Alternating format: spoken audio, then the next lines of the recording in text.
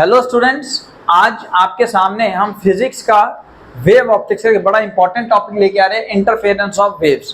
तो interference of wave से पहले आपको ये दो वर्ड्स अच्छे से समझने हैं, that is called coherent sources और सुपरपोजिशन प्रिंसिपल।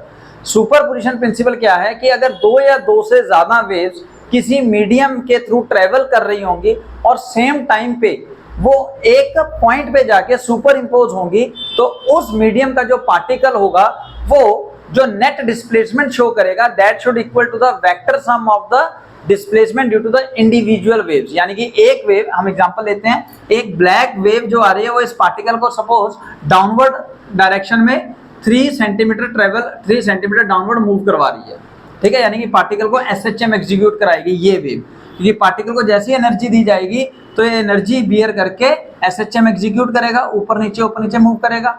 तो अगर एक और वेव, लेट्स सपोज अभी ब्लैक वेव नहीं थी, अब सिर्फ एक ब्लू वेव आई और उस ब्लू वेव ने इस पार्टिकल पी को अगेन एनर्जी दी, जिसकी वजह से ये particle 2 centimetre again downward move करता है। तो इंडिविजुअल डिस्प्लेसमेंट जो है वो 2 और 3 सेंटीमीटर हुआ। लेकिन सुपरपोजिशन प्रिंसिपल क्या कहता है कि अगर ये दोनों वेव्स कोहेरेंट सोर्सेज आ रही हैं, कोहेरेंट सोर्सेज से आ रही हैं, तो वहां पे होगा इंटरफेरेंस, यानी कि वेव का मिलना। वेव के मिलने के दौरान क्या होगा, the redistribution of energies occur, यानी कि दोनों की एनर्जी जो है वो सुपर इंपोज होकर एनर्जीज रीडिस्ट्रीब्यूट होंगी और वो एनर्जी दी जाएगी फिर पार्टिकल को, जिसकी वजह से जो नेट डिस्प्लेसमेंट होगा that is the vector sum of the individual displacements of a particle created by the individual wave. तो सपोज यहाँ पे आपने 3 और 2 लिया है, तो अब ये पार्टिकल जब दोनों वेव्स के मिलने की वजह से, यानी कि इंटरफेरेंस की वजह से जो नेट डिस्प्लेसमेंट शो करेगा वो शो करेगा 5 सेंटीमीटर डाउनवर्ड्स। क्यों? क्योंकि सर आपने दोनों डाउनवर्ड डायरेक्शन में लिए हैं, ठीक है जी, ये क्लियर हो गया। इसी को हम बोलते हैं कंस्ट्रक्टिव इंटरफेरेंस या डिस्ट्रक्टिव इंटरफेरेंस। कंस्ट्रक्टिव और डिस्ट्रक्टिव इंटरफेरेंस थोड़ी देर में आप समझेंगे, लेकिन उससे पहले कोहेरेंट सोर्सेज के बारे में भी समझ लीजिए। सो कोहेरेंट सोर्सेज उन सोर्सेज को कहा जाएगा जो वेव्स, यानी कि हम लाइट की बात करें तो हम लाइट वेव, इलेक्ट्रोमैग्नेटिक वेव का एग्जांपल है, तो उसी का एग्जांपल लेते हैं। यानी कि जो ऐसी लाइट एमिट करेंगी जिनकी फ्रीक्वेंसी सेम होगी। अगर फ्रीक्वेंसी सेम होगी, से न्यू सेम होगा, तो ओमेगा भी सेम हो जाएगा। ओमेगा का फॉर्मूला है 2 पाई इंटू न्यू, यानी कि एंगुलर फ्रीक्वेंसी सेम। और ऐसे सोर्स जिनकी एंगुलर फ्रीक्वेंसी सेम होती है उन्हें ही कहा जाता है कोहेरेंट सोर्सेज। और कोहेरेंट सोर्सेज के अंदर दो वेव्स जो प्रोड्यूस होंगी फ्रॉम द 2 डिफरेंट सोर्सेज, उनकी वेवलेंथ भी सेम होगी।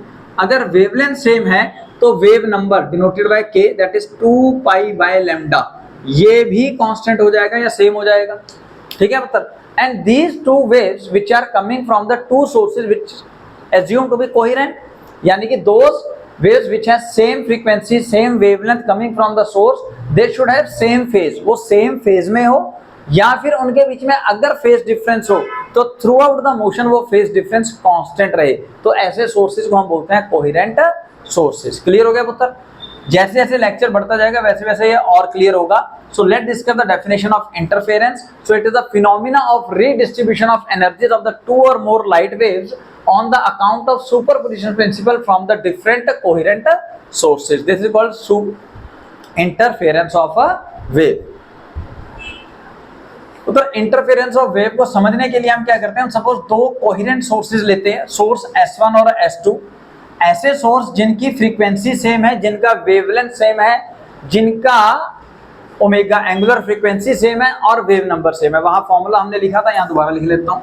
Omega is equal to 2 pi into nu और वेव नंबर का था k is equal to 2 pi by lambda, ठीक है मतलब। और ये दोनों वेव ट्रेवल कर रही हैं थ्रू द सेम मीडियम, तो यानी कि उनकी वेलोसिटी भी सेम होगी। तो ऐसे सोर्सेज को हम कहते हैं कोहेरेंट सोर्सेज। यहाँ से जो वेव निकल रही है, सपोज वो पॉइंट P तक पहुंच रही है, सबसे पहले यहाँ पे आपने वेव इक्वेशन लिखी, क्योंकि सोर्स यहाँ से वेव प्रोड्यूस कर रहा है। कितनी वेव प्रोड्यूस कर रहा है जी? से y1 is equal to a1 sin omega t plus k into x, यहाँ पे इस डिस्टेंस x पे, ठीक है मतलब। ऐसे ही y2 यानी कि सोर्स S2 जो है वो वेव इक्वेशन शो करेगा y2 is equal to a2 sin omega t plus k into x। Clear हो गया? After time t, suppose particle जो है वो पॉइंट P पे है, और वो शो करेगा कॉम्बिनेशन ऑफ SHM। क्या शो करेगा? Combination of SHM। क्यों? ये S1 से जो एनर्जी इस पार्टिकल को मिलेगी पॉइंट P वाले को, तो SHM एग्जीक्यूट करवाने में सक्षम होगी। अगर सेम टाइम पे S2 से भी एनर्जी पहुंच रही है तो वो भी SHM एग्जीक्यूट करेगा, और अकॉर्डिंग टू सुपरपोजिशन प्रिंसिपल जो नेट एनर्जी होगी इंटरफेरेंस के हिसाब से रीडिस्ट्रीब्यूट होगी, और उसकी वजह से जो नेट डिस्प्लेसमेंट होगा that should be the vector sum of these two net displacement. अब यहाँ पे आप ध्यान रखें कि हमने टाइम सेम रखा है लेकिन पाथ में डिफरेंस क्रिएट किया है, और इस पाथ डिफरेंस की वजह से ही वहां पे इंटरफेरेंस पैटर्न्स प्रोड्यूस होंगे।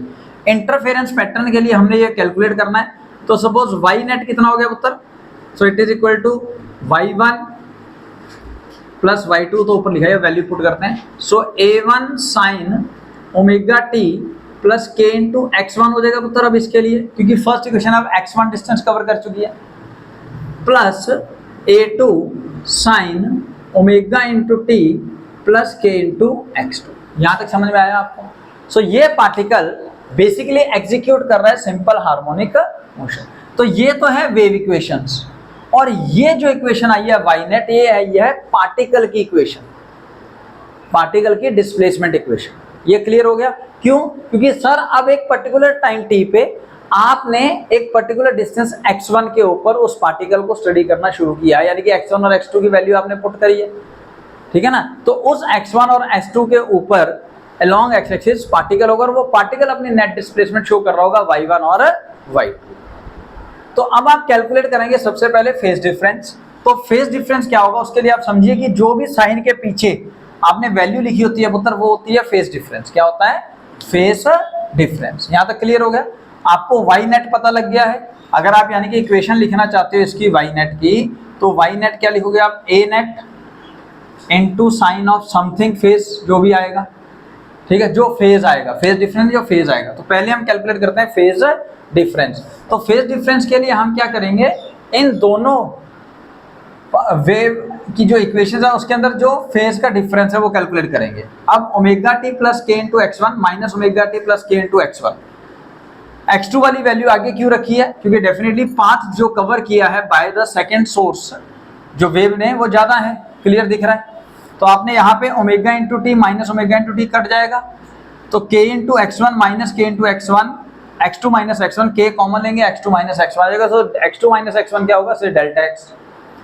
यहां से और यहां से जाने में जो पाथ डिफरेंस है, जो पाथ डिफरेंस है वो हुआ डेल्टा x। तो हिसाब से फॉर्मूला क्या हो गया पुत्र? लर्न करें इसको, इंपॉर्टेंट फॉर्मूला है। Phase difference is equal to k या फिर 2 pi by lambda into path difference. और इस पाथ डिफरेंस की वजह से, इस पाथ डिफरेंस की वजह से ही फेज डिफरेंस आया है, और इस फेज डिफरेंस की वजह से ही आपके पास इंटरफेरेंस हुई है।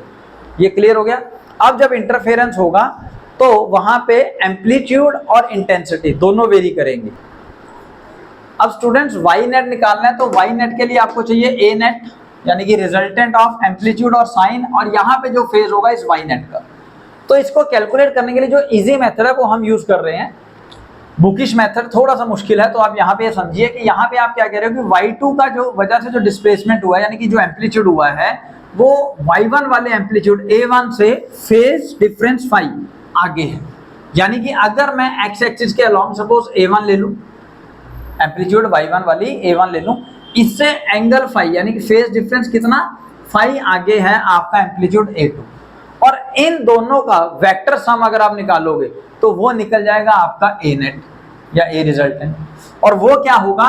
अगर आप इसको ध्यान से देखो, दो वेक्टर्स का अगर टेल जुड़ रहा हो तो यहाँ पे लगेगा parallelogram law of vector addition, according to which the net resultant should be the, बोलो, the net resultant should be the diagonal of this parallelogram. ये होगा ए नेट या ए रिजल्टेंट। समझ आया? समझ आया? अब ये जो ए रिजल्टेंट है ये आपके इस A1 से कितना आगे है? लेट्स सपोज थीटा आगे, लेट्स सपोज थीटा आगे। तो पहली बात तो सर यहाँ पे अगर हमें वैल्यू लिखनी है ए नेट की, तो अब हम निकाल सकते हैं ए आर इजिकल टू, क्या फॉर्मूला होता है पुत्र? याद कीजिए रिजल्टेंट का, R is equal to A square plus B square plus 2ab cos theta. तो यहाँ पे क्या आएगा जी? a1 square plus a2 square plus 2a1 a2 into cos phi है। a1 और a2 का एंगल कॉस फाई है। तो यहां से आप एम्पलीट्यूड निकाल सकोगे बड़े इजिली, रिजल्टेंट एम्पलीट्यूड। और यहां से क्लियर दिख रहा है कि रिजल्टेंट एम्पलीट्यूड किस पे डिपेंड कर रहा है? फेज डिफरेंस पे। और फेज डिफरेंस किस पे डिपेंड कर रहा है? Path difference. तो पाथ डिफरेंस की वजह से फेज डिफरेंस आया, और फेज डिफरेंस की वजह से एम्पलीट्यूड रिजल्टेंट जो है वो वेरी हुआ। ये क्लियर हो गया? यहां पर स्क्वायर रह गया, याद कीजिए रिजल्टेंट r का square is equal to a1 square plus a2 square plus 2a1 a2 into cos phi आएगा। या अगर रिजल्टेंट निकाल रहे तो इसको अंडर रूट करना पड़ेगा। ठीक है जी, तो आपके पास ar की वैल्यू आ गई। अब आप यहां ध्यान से देखिए, जो रिजल्टेंट वैल्यू है वो बेस वैल्यू से कितना एंगल आगे है? थीटा एंगल आगे है। तो अगर आपको यहाँ पे थीटा निकालना तो क्या आप tan थीटा निकाल सकते हो? वही फॉर्मूला जो आप नॉर्मली पैरेललोग्राम में यूज करते हो, that is b sin theta. यहाँ पे sin थीटा लगेगा sin phi upon a plus B cos theta. तो यहाँ पे a1 into a2 into cos phi. तो इस फॉर्मूला की मदद से आप यहाँ पे इजीली tan थीटा भी निकाल पाओगे। अब अगर नेट इक्वेशन लिखनी है तो नेट इक्वेशन देखिए y1 से, इस वाली इक्वेशन देखिए y1 से आपकी जो नेट रिजल्टेंट वैल्यू है वो एंगल थीटा आगे है। तो नेट रिजल्टेंट तो आप यहां से कैलकुलेट कर लोगे। ठीक है, मतलब तो अब फेज क्या लिखोगे? तो यहाँ पे ऑलरेडी ये है omega T plus K into x1। अब इस इक्वेशन के अंदर जो आपकी नेट रिजल्टेंट वैल्यू है वो एंगल थीटा आगे है, कितना? Omega T plus K into x1 से। अगर इन टर्म्स ऑफ डिस्प्लेसमेंट लिख रहे हैं, आपका एम्पलीट्यूड एंगल थीटा आगे है, और जिस डायरेक्शन में पार्टिकल डिस्प्लेस हो रहा होगा भाई उसी डायरेक्शन में तो डिस्प्लेसमेंट होगी और उसी डायरेक्शन में एम्पलीट्यूड होगा।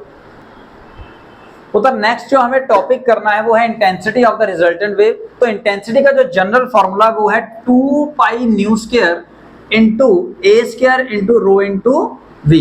2 कांस्टेंट है, पाई कांस्टेंट है, न्यू जो है वो फ्रीक्वेंसी है, ए जो है वो एम्पलीट्यूड है, rho is density and v is the velocity of a wave. तो अब यहाँ पे आपने 2 कांस्टेंट पाई कांस्टेंट, न्यू जो है वो सेम रखा है। क्यों? क्योंकि आपने ही कोहेरेंट सोर्स लिया है, तो यानी कि फ्रीक्वेंसी सेम और मीडियम सेम है, तो वेलोसिटी और डेंसिटी भी सेम होगी।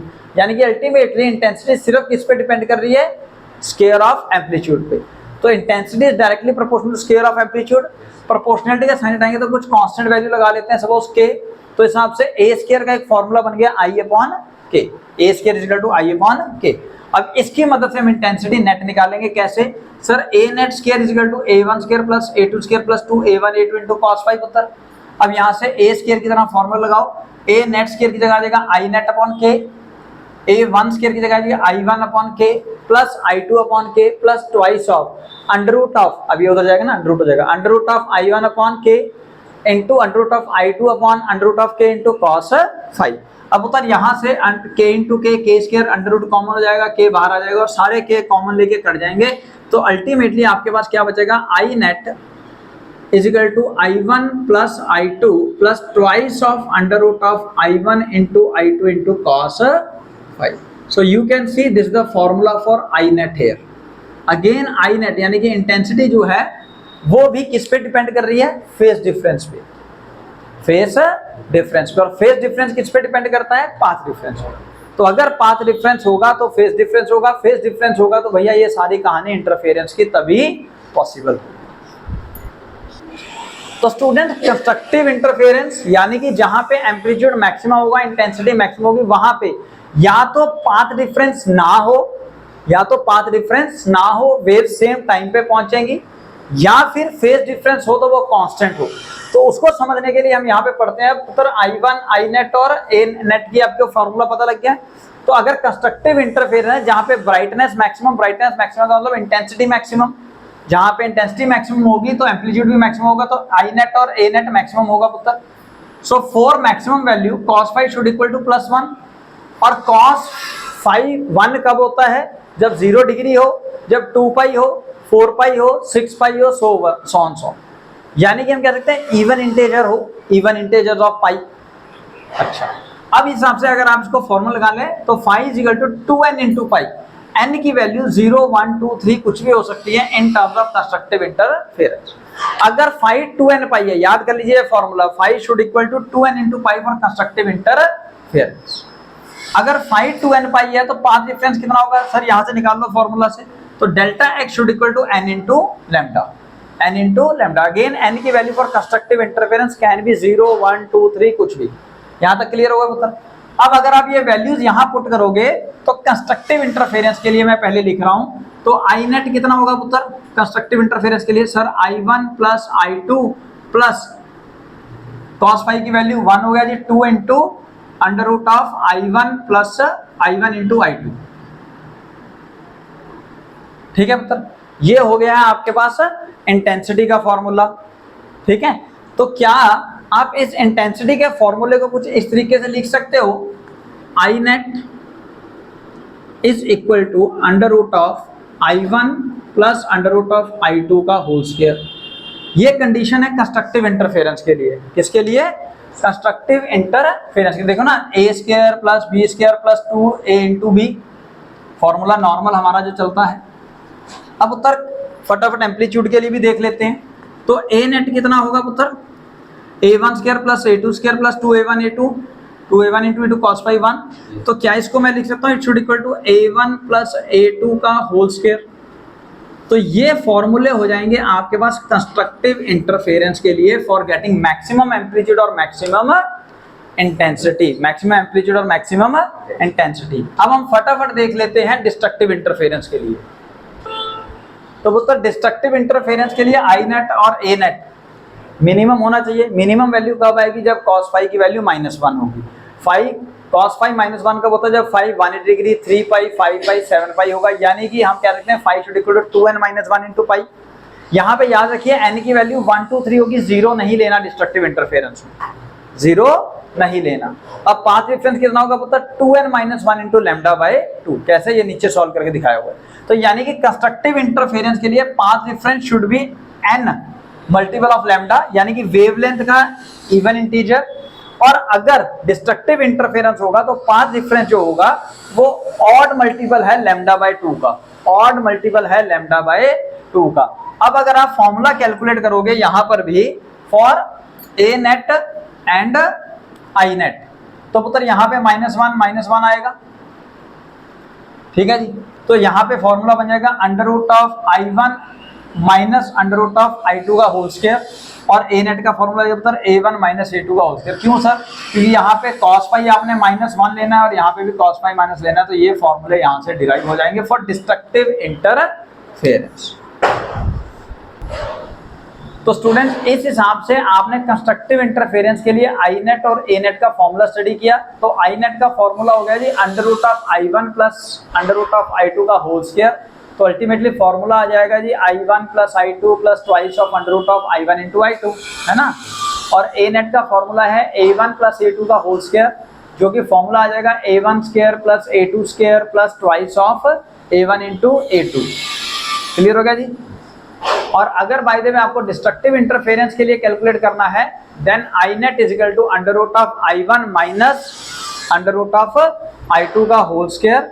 और अगर आपको कैलकुलेट करना है एम्पलीट्यूड का, तो एम्पलीट्यूड का फॉर्मूला आ जाएगा जी A1 माइनस A2 का होल स्क्वायर। सॉरी, यहाँ पे भी तो स्क्वायर था ना, क्या कर रहे हैं यार, गलतियां करी जा रहे हैं। तो ए नेट आ जाएगा सिंपल A1 प्लस A2 ये, और ए नेट आ जाएगा for destructive interference A1 minus A2।